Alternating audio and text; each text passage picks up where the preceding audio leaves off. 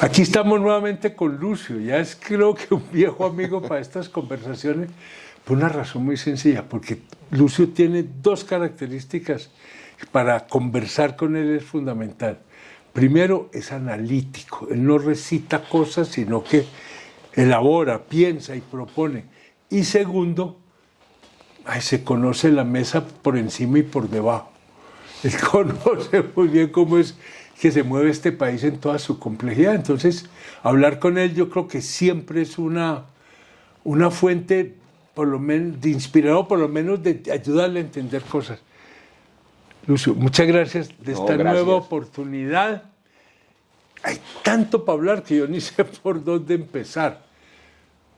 Vos sacaste la semana pasada, tal vez, de tus columnas, una muy fuerte, porque yo creo que nadie lo había dicho así tan claramente. Petro tiene, no es que debe, tiene que renunciar. ¿Por qué decís esa cosa? Que eso es duro. Y creo que ha puesto a más de uno a pensar. Vos ¿cómo analizás esa posición tuya que es ya en un término, digamos, de exigencia democrática? No es implorando, y no, Petro tiene que renunciar. Este país no va a soportar, que vale la expresión, que Petro, los 3 años y medio que quedan del gobierno Petro, no está hablando de golpe militar, está hablando que es una decisión de él, democrática, que renuncie. Pero él va a renunciar. A ver, Juan Eso está por verse. A ver, primero te agradezco de nuevo la invitación y es un gusto siempre estar conversando aquí contigo. A ver, ¿cómo veo yo el hoy del momento colombiano? Lo primero, podríamos decir que Colombia ya en su enorme mayoría abrió los ojos. Se dio cuenta de que lo que está ocurriendo es demasiado amenazante y peligroso. Que fue un grave error haber escogido una persona, no de la ideología de Petro, sino de su condición, de conducta personal, de su, si se quiere, de su característica psíquica para el manejo del poder y del país. Y en este momento lo que existe, a mi juicio, ya no es tanto la discusión sobre si Petro era el presidente para Colombia o no era, eso ya Colombia lo resolvió. En ese momento la discusión está entre quienes dicen aguantémonos a Petro los 3 años largos que faltan, que en ese proceso electoral del 2026 cambiamos de gobierno, recogemos los regueros que hayan quedado en el camino y seguimos adelante. Ese es un planteamiento de un sector tremendamente respetable, en fin, y es una posición. Hay otros que pensamos distinto, y es que lo que tenemos en este momento no es un mal gobierno, como varios malos gobiernos que hemos tenido en la historia, es decir, han abundado. Eso sí, ¿No es cierto? Lo que tenemos es un gobierno peligroso y amenazante. Por destructivo. ¿Por qué? Porque es que Petro es un personaje destructivo. No por izquierdista, todo este discurso. Yo lo dije, yo lo planteé, Juan Manuel, acuérdate, desde la época de la campaña, desde antes de la elección, dije, me parece que se equivocan quienes plantean la discusión con Petro en clave ideológica, de si es de izquierda o si es de derecha. Izquierda, sí. El problema de Petro no es ideológico, el problema de Petro es psiquiátrico. Y eso no es un tema menor. Cuando uno revisa la historia de la humanidad, los grandes problemas de la historia los han traído gobernantes psicópatas. Uno no puede decir que Hitler era de derecha o de izquierda, no, era psicópata. Ni que Stalin era de izquierda o de derecha, psicópata. Que Nerón, etcétera. Hay muchos casos donde efectivamente lo que termina la historia es verificando enfermedades mentales de presidentes que llevan al abismo a los países, a las regiones. En ese orden de ideas, me parece que los 3 años que faltan son 3 años demasiado largos que no los aguantan ni la democracia, ni la economía, ni el estado anímico del país. Es decir, aquí todos los días revienta un escándalo, revienta una insatisfacción, hay un insulto, sale Petro y amenaza a alguien, y resulta que eso va a tener unos costos impresionantes para el país. Yo vengo insistiendo en un tema, y es, ojo, que la estrategia de Petro no es ningún cambio, ni siquiera un cambio que consideremos errado. La estrategia de Petro es la milicianización. Es decir, el copamiento de una serie de organizaciones que se dan formas para hacer violencia contra la sociedad y contra las instituciones, descuartizando el Estado, paralizando a la fuerza pública, a las Fuerzas Armadas constitucionales y copando territorios. Idea es destruyendo un Estado para armar un Estado que está en contra finalmente de los intereses ciudadanos, al servicio de su ambición, de sus sueños. No entiendo bien el punto. Y de su ánimo destructivo. Pero es que es destructivo por naturaleza. Yo creo que sí. Mire, Petro tiene dos obsesiones. La primera, y basta leer el libro ese autobiográfico que sacó durante la campaña electoral, ahí hay un capitulito que yo insisto en que hay que leerlo. Ahora lo vi que tiene usted reseñado el libro. Se llama la Constituyente del 91. La versión de la Constituyente del 91. La versión petrista. La versión de Petro, no la petrista, la de Petro. Bueno, sí. Dice, mire, lo que hay en Colombia es una constitución neoliberal. Sabemos que cuando Petro quiere mentar a alguien, insultar a alguien, le dice neoliberal. Sí, sí, sí. Tenemos una constitución neoliberal porque Navarro traicionó la revolución y al pueblo por miedo a los militares, porque tenía miedo de que los militares asesinaran al M-19 como habían asesinado a la UP. Eso dice Petro. Y por ese miedo Navarro terminó pactando entonces una constitución neoliberal con Gaviria que traicionó a la revolución. Dice que Navarro se asustó de que los tanques fueran a entrar a la constituyente y que eso fue lo que produjo entonces la traición de Navarro a la revolución. Y dice Petro de su puño y letra, dice que él hubiera preferido que entraran los tanques a la constituyente, porque si eso hubiera ocurrido, el M-19 hubiera convocado al pueblo a la calle a hacer la revolución y no hubiera habido la traición que produjo la constitución neoliberal. Luego ese cuento de que Petro respeta la constitución, por el contrario, la ve como una constitución enemiga y fruto de una traición. Y la segunda obsesión de Petro, la repite en cuanto foro se para. Para él el problema fundamental es que la vida en el planeta se va a acabar por el cambio climático y que el responsable del cambio climático es el capitalismo. Luego, para salvar a la humanidad es necesario acabar con el capitalismo. ¿Qué quiere decir esto en plata blanca? Que Petro necesita en su proyecto destruir dos cosas. La constitución del 91, que a él le parece que es neoliberal, que a nosotros nos parece que es una constitución democrática y que hay que defenderla. Y por el otro lado, él considera que hay que destruir el capitalismo, que para nosotros es la economía de mercados con iniciativa privada, que es lo que genera progreso y desarrollo, que permite libertad. Luego su proyecto es acabar la economía. Por eso yo insisto, el proyecto de Petro no es el cambio, ni es la construcción del mito socialista ese. El tema de él es destruir lo que hay, no importa qué pase. O sea que él sigue con la idea de una constituyente dándole vueltas allá en el cerebro, que se ha hablado mucho que Petro quisiera una... Yo no sé si su fórmula será la constituyente. Lo que sí sé es que es destruir lo que hay. Con una cuestión, pues así un pequeño margen, uno mirando el plan de desarrollo que le aprobaron a Petro, yo personalmente, que sí, valoré ahí un elemento, y es que había una búsqueda de plantear las políticas públicas y por consiguiente la estrategia de desarrollo muy a partir de los territorios, de las realidades territoriales, dejando de lado muchos efectos centralistas y muchas intermediaciones burocráticas y más bien buscando que se llegara a las comunidades, a la gente.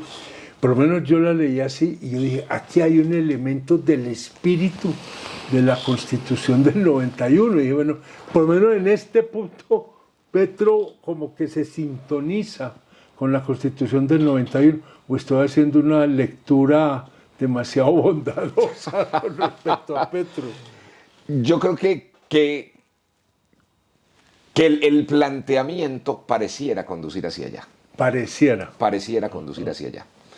Pero cuando uno lo combina con la realidad de la milicianización, hablar de los territorios no se puede hablar en abstracto. Sí. Me explico mejor. Sí, señor. Yo creo que todos los colombianos, no solamente por la Constitución del 91, sino por la realidad histórica, sabemos que es necesario superar los problemas del centralismo que ha generado todo lo que conocemos. Del 86. Exacto. Eso hay que superarlo. Pero territorios no son las milicias. Mejor No. dicho, por ejemplo, es decir, ¿quién es el de territorio de él puede aparecer ya la milicia. Exacto. Es que, por ejemplo, en el mismo plan de desarrollo que mencionas, Sí. estaba, por ejemplo, el planteamiento de entregarle el manejo del orden público y la seguridad en los territorios a la Guardia Indígena, a la Guardia Cimarrón, a las guardias campesinas, Eso es lo que vos etcétera, llamás etcétera. la milicianización. Claro, que es, entre otras cosas, la sustitución del Estado constitucional, del Estado constitucional con su y su legitimidad y sus Fuerzas Armadas en el manejo del orden público y la garantía de los derechos, honra, vida y bienes de los ciudadanos, y entregárselos a unos grupos que han terminado además convirtiéndose en verdaderas dictaduras en los territorios que dominan. Es que, ¿cuál va a ser el interlocutor? ¿Quién representa esas regiones? Cuando por el contrario lo que estamos viendo es que esas regiones están siendo matoneadas y tiranizadas por por distintos pelambres de milicias. Lo que ocurrió, por ejemplo, en Los Pozos, en Caquetá. Hay una empresa petrolera, China, Emerald, que tiene unos contratos legítimos con el Estado colombiano de explotación petrolera. Comienza esa empresa a ser extorsionada supuestamente por unas guardias campesinas y por el campesinado, entre comillas. Les exigen $2 millones, ellos no lo pagan y sencillamente asaltan esas milicias, esa empresa. Llega el ESMAD a proteger dentro de la Constitución y la ley los derechos de esa empresa. Y resulta que se encuentra con unas milicias que los secuestran, los torturan, degüellan un policía. Ocurre eso, ocurre el secuestro de esos 77 policías, el asesinato de Güella en ese otro muchacho policía. El presidente, por orden expresa, paraliza y le impide a la unidad militar solidarizarse y defender a esos policías. Una vez secuestrados, envía al ministro del Interior que aterriza y dice que allí no hubo ningún secuestro, sino que lo que hubo fue un cerco humanitario, y dice que era una bella forma creativa de las guardias campesinas. Sacan a la policía, evacúan a la policía del territorio, evacúan al ejército del territorio, le dejan el control territorial a las milicias del señor Mordisco. La empresa petrolera tiene que evacuar el territorio porque nadie la protege ni le protege sus derechos. Y 15 días después vemos a esas milicias siendo la guardia personal del jefe del narcotráfico en la zona y del jefe de las economías ilegales en la zona, que es el señor Iván Mordisco, interlocutor del gobierno en la paz total. En la paz total. Es que todo esto se va... Ese es un tema. un enlace diabólico. Entonces, pero es que eso ocurre en el Caquetá, pero es que eso ocurre en Catatumbo, pero es que eso ocurre en Arauca, pero eso ocurre en el Bajo Cauca, pero eso ocurre en el Pacífico Nariñense, y eso está ocurriendo y cada vez crece más.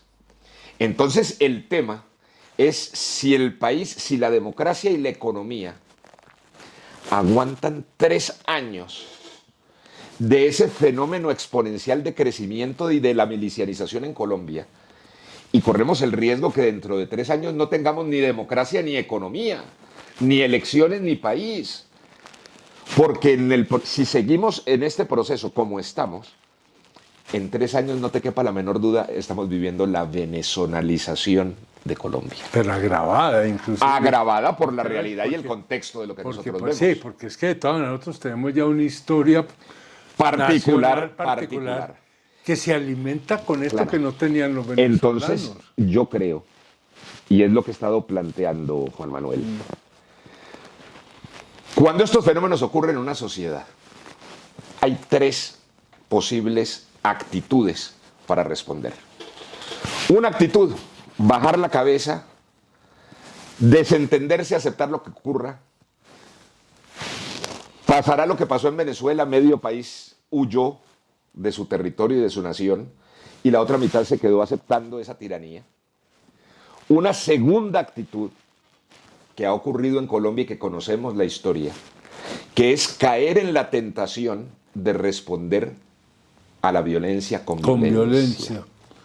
Y me parece que si los colombianos caemos en ese error, caemos en esa tentación, entraríamos en uno de los periodos más inimaginables de violencia de nuestra historia. Eso no lo podemos hacer. Sí, no podemos repetir. No es concebible que lo vamos a hacer en esta etapa. Y la tercera es construir una fuerza cívica, ciudadana, democrática, que ejerza una verdadera resistencia constitucional, de defensa de su constitución, de sus derechos, de su construcción histórica, para enfrentar a esa fuerza miliciana con una fuerza ciudadana, no violenta. Sí, no es derrotarla con las armas. No es derrotarla con la violencia. No, porque es que ese día. Porque caemos en el pisar la cascarita. Ahorita estábamos conversando. Mira la experiencia de lo que ocurrió con la Guerra Civil Española. Desbarataron ese país. Y mira lo que ocurrió en nuestra propia historia, cuando tanto los liberales como los conservadores se milicianizaron en su época. Es cuando se privatiza el uso de la fuerza. No podemos caer en el ejercicio de violencias ilegales. Exacto. No podemos responder matoneo con violencia ilegal. Y esto es fortaleciendo el Estado. Lo primero que hay que hacer con el Estado es recuperarlo para la democracia. Por eso creo que hay que generar un enorme movimiento cívico. Otra vez la palabra cívica. Es decir, por encima de los partidos, por encima de las elecciones, por encima de los caudillos. Ciudadano, exacto. Una solidaridad ciudadana para hacer que Petro renuncie. Obviamente nadie renuncia, ningún tirano renuncia voluntariamente, sino porque hay una serie de circunstancias que se cierre el escenario político históricamente. Lo podemos hacer desde la democracia, lo tenemos que hacer desde la democracia, pero no podemos perder el país. Y ahí sí, como escribí en una columna ayer, con Petro no hay mal que dure 3 años ni cuerpo que lo resista. Creo que el eje de la discusión en este momento pasa por allí. A ver, a mí me parece que lo que estás diciendo, Lucio, primero es muy preocupante. No por lo que lo digas, sino por la realidad que estás planteando con lo que estás diciendo. Es decir, yo creo que la mayoría de los colombianos sabemos que estamos en una situación muy complicada, por decirlo menos.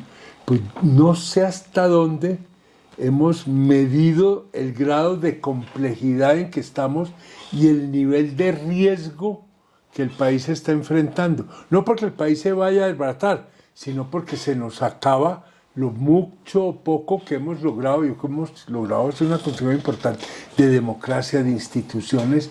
Tenemos una economía precaria, pero es una economía que da una base para que podamos tener otra cuestión. Tenemos unas instituciones. Pero a mí lo que más me llama la atención, oyéndote a vos, es que casi concluiría, Petro lo único que le interesa hoy es destruir.